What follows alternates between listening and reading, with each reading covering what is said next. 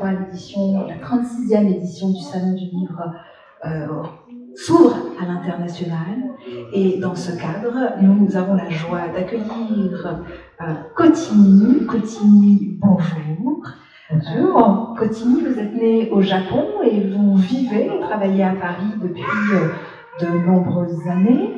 Votre travail a été primé à la Foire internationale du livre jeunesse de Bologne en 2016. Depuis, une quinzaine d'albums sont parus dans plusieurs pays. Le dernier en date, Les vacances de Momoko, paru en juillet 2022 aux éditions Rue du Monde, que vous avez ici. Le tome 2 de la série que vous consacrez à votre enfance japonaise. Outre vos illustrations qui mêlent infographie, encre au pinceau, crayon au pastel, Kotimi, vous êtes graveuse. Ce que vous aimez, dites-vous, c'est expérimenter, inventer. Avec la sérigraphie, vous créez et réinterprétez des œuvres déclinées en variations. Et vous exposez aussi régulièrement en Europe et au Japon. Vous avez publié de nombreux ouvrages dans des maisons d'édition telles que Rue du Monde, Motus, Slatkin, À pas de loup, mais aussi à l'international. Dites-nous, quel a été votre parcours depuis le Japon et surtout, qu'est-ce qui vous a amené à l'illustration et au fait de raconter des histoires? Donc, en tant qu'auteur illustratrice, oui. Oui, ça a commencé donc 2016, comme vous avez dit. En fait, c'est à l'occasion d'un concours international d'illustration à Bologne, en Italie. Le fait que mes illustrations ont été sélectionnées. Et ce concours est très reconnu au Japon. Et c'est comme ça que mon premier livre il est sorti au Japon. C'était 2016. Et avant ça Avant ça, en fait, depuis mon enfance, je vis toujours avec les livres illustrés. J'adore cet univers qui me fait voyager à travers des livres. Mais tout au début, c'était juste, moi j'étais lectrice, je lisais. Et puis après, surtout après la naissance de mes enfants, je voulais créer des livres pour mes enfants. Mais finalement, ma création était beaucoup plus longue que des enfants. Donc les enfants sont grandis plus vite que ma création. Mais quand même, c'était toujours mon rêve. Mais je n'osais pas, en fait, en me disant que c'est difficile d'entrer dans cet univers. Et aussi, je ne savais pas comment.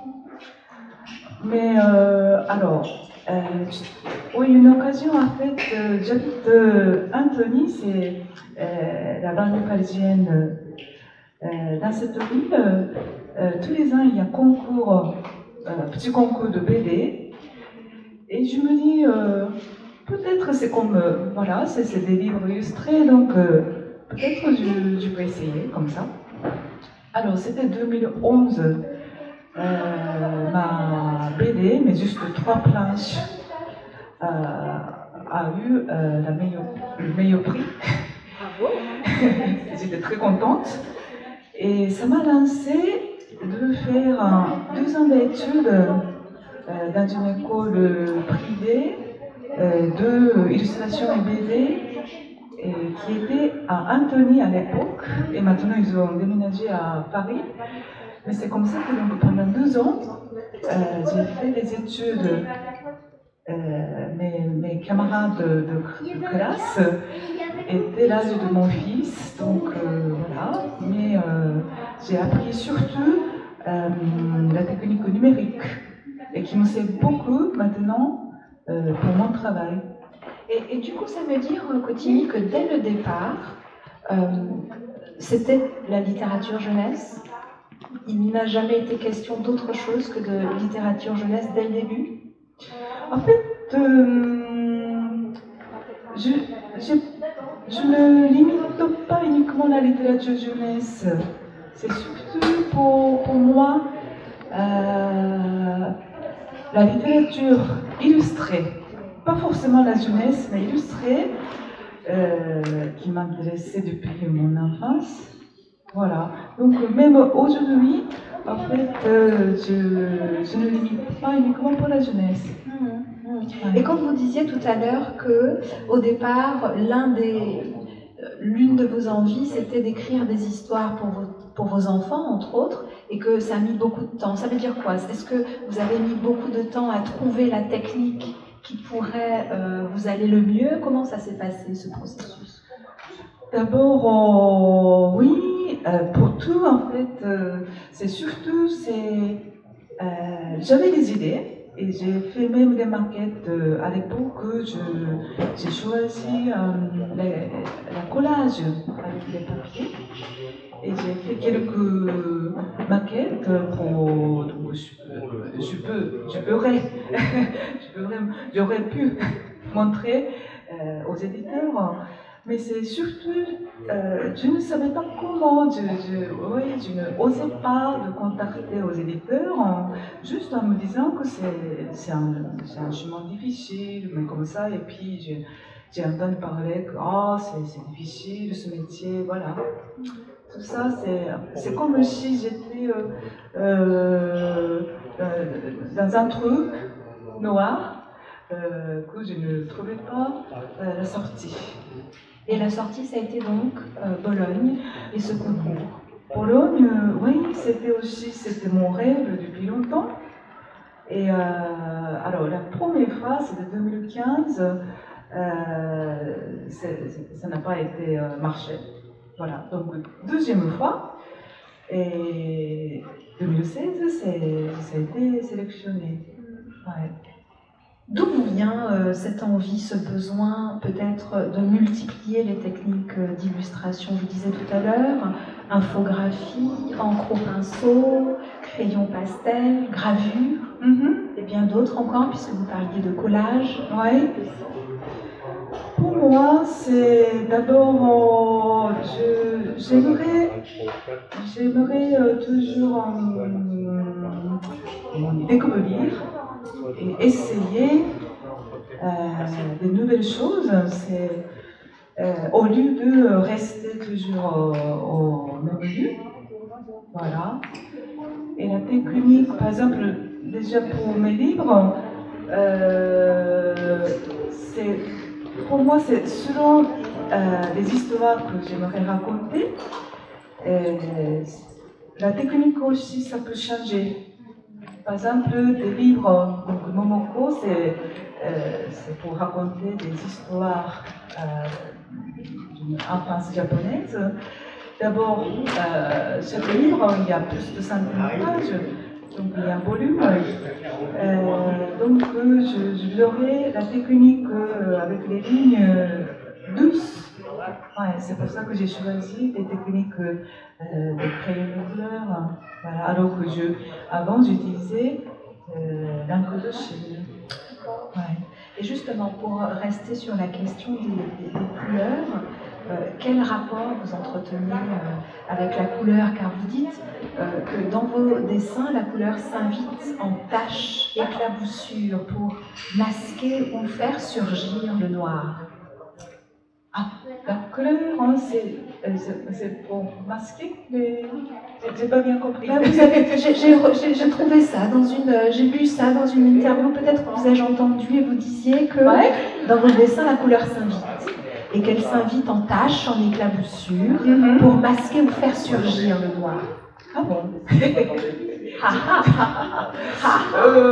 Je pense pas que ce soit mes mots, mais pour moi, les couleurs, d'abord ce qui m'intéresse pour les couleurs, c'est l'harmonie des couleurs, c'est-à-dire que c'est la relation entre les couleurs. Parce que je pense qu'une couleur toute seule, qui n'a pas l'air très belle couleur, à côté d'une autre couleur, ça peut être très belle. Et c'est ça ce qui m'intéresse, donc la relation entre les couleurs. Et pour mes livres aussi, oui, c'est ça, c'est l'harmonie des couleurs. Je fais attention, je fais la recherche, surtout. Ouais. Et vous avez cette particularité, Cotini, c'est d'illustrer et d'écrire les histoires. Vous avez les deux casquettes, notamment s'agissant de Momoko. Ouais. Et dans ce cas, dites-nous, qu'est-ce qui vient en premier? Est-ce que c'est l'écriture ou est-ce que c'est le dessin? En général, d'abord, pour moi, c'est les dessins, c'est-à-dire les images. Je commence par ça. Et après, au fur et à mesure, il y a des histoires qui accompagnent. Mais ça dépend aussi. Et aussi, en général, en fait, je ne fais pas tellement de préparation. En fait, tout de suite, à partir d'une image, ça commence des histoires. Et quand ça marche très bien, en fait, c'est des personnages même qui avancent tout seuls. Des histoires comme ça, c'est... Ouais. Mais c'est quoi à chaque fois le point de départ de l'histoire? Point de départ des histoires... Est-ce que c'est le hasard, puisque vous dites souvent que vous aimez travailler avec le hasard? Oui, c'est vrai que pour les images, j'aime beaucoup travailler avec hasard. Pourquoi? Parce que c'est souvent en fait quand j'ai l'impression que j'ai raté, par exemple en faisant une tâche, en fait à partir de ce moment-là, je me dis, bon, de toute façon, peut-être que c'est raté, et du coup, je me sens en fait plus libre. Et comme ça que souvent, en fait, ça peut être une très bonne surprise. Voilà. Donc, c'est pour ça que j'aime beaucoup travailler avec hasard. Mais les histoires aussi, ça peut être bien, mais c'est pas toujours facile de toujours travailler juste avec hasard. Donc, selon, par exemple, oui, selon les histoires, c'est très différent, mais par exemple, une histoire peut commencer par juste une image de souvenir qui est dans ma tête. Je ne sais pas, par exemple, qu'est-ce que ça peut être? Par exemple, j'ai raconté dans le premier temps de Momoko une cérémonie de thé. Ça, c'est vrai que ma grand-mère était la professeure de cérémonie de thé. Alors, ça commençait par une scène. Quand j'étais enfant, j'étais présentée à ma cérémonie de thé. Et ce qui m'a marqué, c'est la vapeur de l'eau chaude dans une pièce, dans le silence total. Et c'est à partir de là, ça a commencé, et puis voilà, c'est l'histoire aussi, ça a commencé comme ça. Un souvenir d'enfance, le point de départ. Un souvenir d'enfance qui, je pense que tout le monde a des souvenirs d'enfance, mais qui est peut-être tout au fond en soi. Mais voilà, petit à petit, en fait, pour moi, les souvenirs, ça s'enchaîne. Donc, une fois que je pense un souvenir, après les autres souvenirs viennent au fur et à mesure. Et qu'est-ce que vous avez, pour rester sur Momoko, qu'est-ce que vous avez cherché à nous transmettre? Qu'est-ce que vous avez eu envie de nous transmettre avec les deux tomes de Momoko? Ce que j'aimerais, c'est vraiment, je pense que c'est partage. Parce que, oui, chacun a son souvenir. Et par exemple, bon, ce que j'ai raconté, c'est dans une culture complètement différente que la France. Et puis l'époque aussi, c'est les années 70. Donc c'est complètement différent que maintenant. Mais je pense que, au fond, il y a toujours quelque chose d'universel. Je pense que c'est ça que j'aimerais partager avec les lecteurs. l'universalité de l'enfance.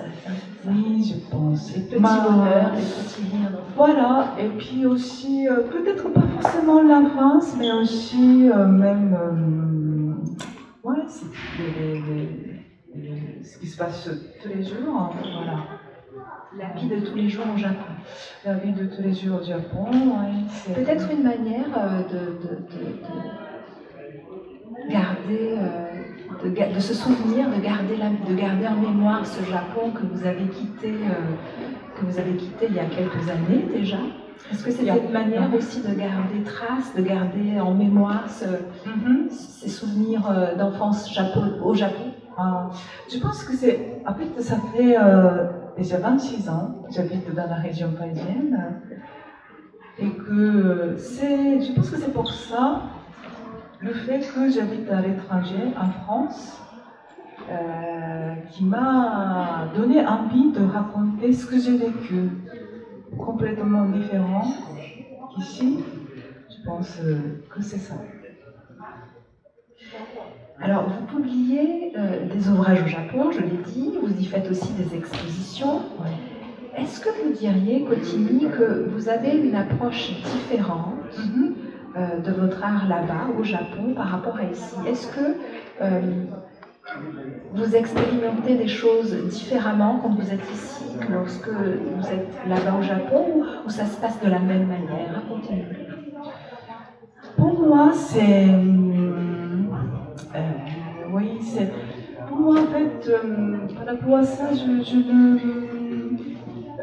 ne pense pas tout à fait la différence, mais par contre, au Japon, quand je fais des expositions, par contre,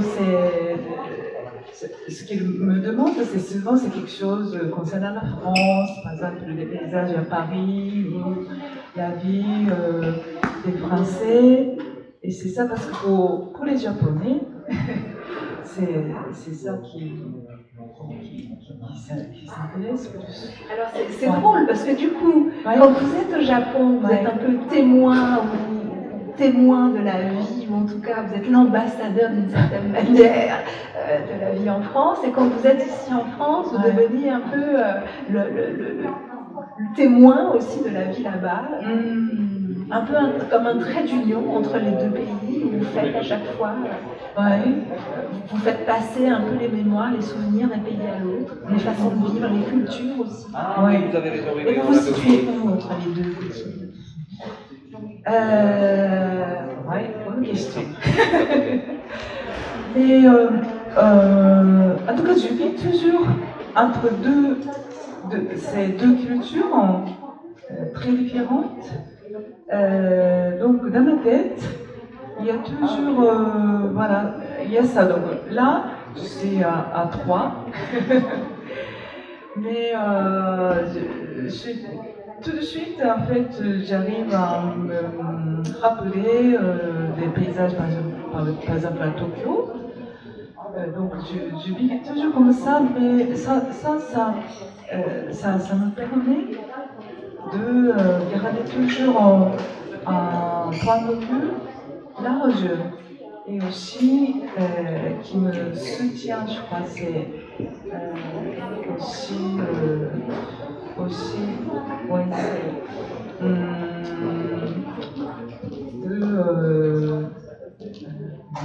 s'intéresser toujours, continuer à toujours s'intéresser à deux cultures. Vos œuvres sont exposées à Paris, Bruxelles, Tokyo, en Suisse. Il y a d'ailleurs une exposition actuellement en cours ici même à Troyes, à l'espace Argent. Est-ce que vous pouvez nous en dire un mot, nous raconter de quelle manière vous avez envisagé cette exposition? Est-ce que vous cherchez à nous faire partager à travers celle-ci? Par rapport à l'exposition actuelle à Troyes, alors ce sont la plupart ce sont des originaux de mes livres Momoko, une enfance japonaise, et aussi dans les vitrines il y a des photos de mon enfance, et aussi il y a du matériel pour dessiner tout ça. Et tout ça, c'est pour... Ouais, c'est auteur, comment on dit, auteur des livres. Et puis, c'est toujours, oui, donc c'est comme le livre, c'est ce que je souhaiterais, c'est de partager toujours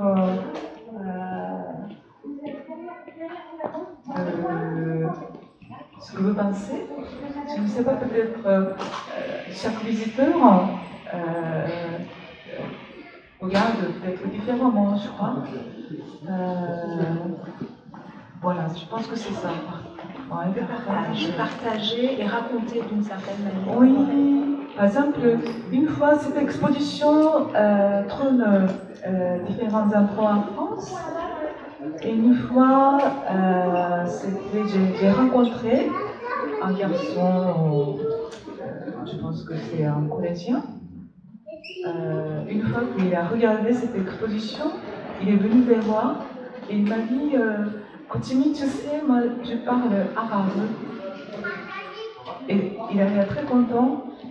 Ça me fait très plaisir parce que je pense que en fait c'est ça pour lui, en fait le partage, c'est le fait que moi je parle japonais et puis j'ai raconté mon enfance japonaise, mais certainement, bon, en tout cas j'ai imaginé que ça l'a fait penser à sa culture. C'est bien que vous abordiez ce sujet-là parce que nous avons discuté par ailleurs et vous disiez que accepter ces différences, accepter ces lignes, vous le dites souvent, accepter ces lignes, c'est quelque chose qui est important pour vous. Est-ce que vous pouvez nous en dire un peu plus, ce qui se cache derrière ce terme, accepter ces lignes? Oui. Je pense que d'ailleurs chacun a ses lignes, chacun a sa façon. Et puis ce partage, j'ai jamais pensé quand j'ai créé ces livres, j'ai jamais pensé de partager ça. Ça m'a aussi, c'était une très bonne surprise. Voilà, donc ouais. Quand vous dites de partager ça, c'est-à-dire de partager le fait qu'on peut être tous différents et pourtant réussir à faire passer un message qui parle à d'autres. Même si on n'a pas vécu la même chose d'une certaine manière, il y a une espèce de langage, une sorte de langage commun.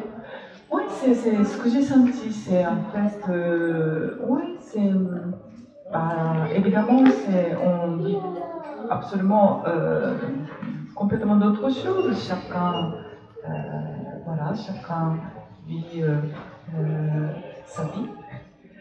Mais au fond, je pense qu'on peut partager qu'il y a quelque chose d'universel, vraiment profond, qui touche, qui parle. Voilà, c'est donc à travers des livres, j'ai appris qu'on peut partager ça. C'est vraiment, ça m'a touchée.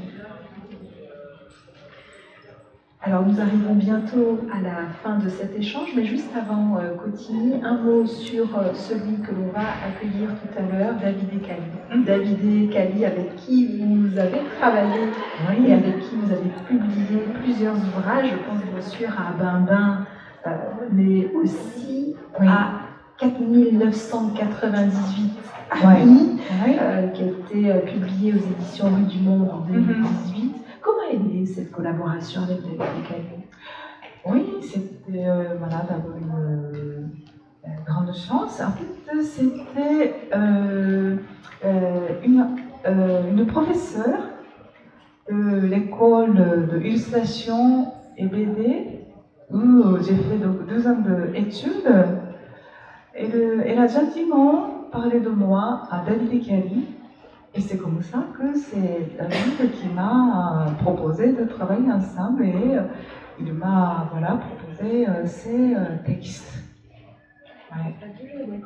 Un peu le hasard aussi. Si vous ne vous étiez pas décidé à faire ces 2 années de formation, ça ne se serait jamais passé ainsi. Tout à fait.